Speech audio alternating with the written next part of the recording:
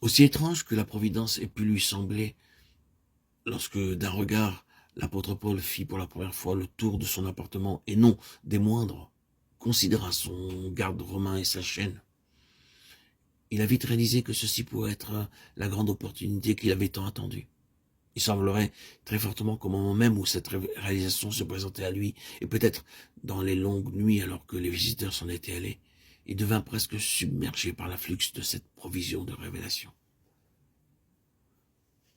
Par la façon de présenter le style aussi bien que par la substance de ce qu'il a alors couché par écrit, l'apôtre Paul avait immédiatement à l'esprit ces églises en Asie, bien que le Seigneur eût des intentions bien plus grandes. Et ce qu'il a écrit était destiné à circuler parmi eux. Probablement un espace blanc a été laissé pour être complété et y inscrire le nom particulier sous la forme au sein, et qui sont A.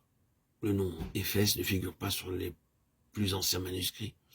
Il n'y a plus de doute, cependant, que ce débordement de cœur n'eut une direction spéciale en faveur de cette église à Éphèse, tellement importante et tellement influente spirituellement.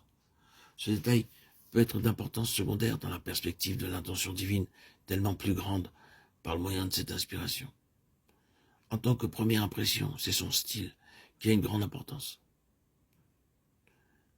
L'épître aux Éphésiens, ainsi appelée, est écrite en termes superlatifs. Regardez certains de ces superlatifs. L'infinie grandeur de sa puissance, 1,19. La plénitude de celui qui remplit tout en tous, 1,23. L'infinie richesse de sa grâce, 2,7. Les richesses incompréhensibles de Christ, 3,8. La largeur, la longueur, la profondeur, la hauteur, l'amour de Christ qui surpasse toute connaissance, toute la plénitude de Dieu, Éphésiens 3, 18, 19.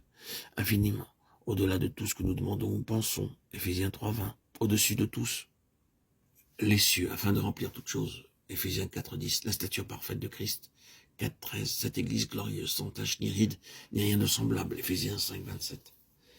N'avons-nous pas raison de dire que l'homme était tout à fait incapable de contenir la plénitude qui était sienne?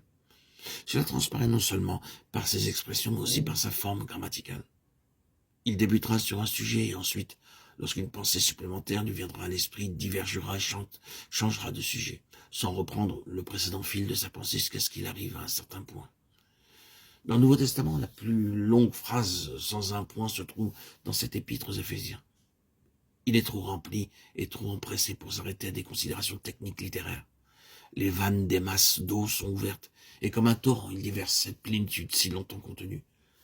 Quand nous en arriverons à considérer la nature de sa révélation, nous comprendrons mieux pourquoi il s'exprimait tant en superlatif. Pour le moment, nous ne faisons que signaler la force de son désir de faire connaître enfin cette révélation qu'il eut. Attendons-nous un peu plus sur cet épître aux Éphésiens. Certains peuvent ne pas être d'accord avec nous et d'autres peuvent penser que nous exagérons quand nous disons que cet épître aux Éphésiens est le plus grand document jamais écrit.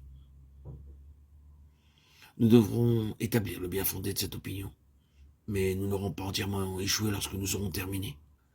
Quand nous disons le plus grand, bien sûr, nous ne voulons pas dire en longueur, mais en valeur intrinsèque et en contenu.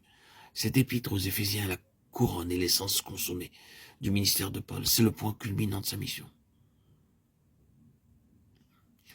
Voici quelques commentaires d'érudits, chrétiens éminents.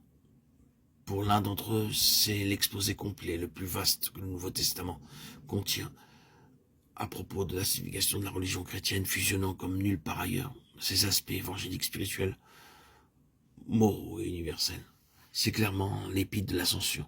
Par elle, nous élevons, comme sur les ailes de l'inspiration, sur les hauteurs les plus divines.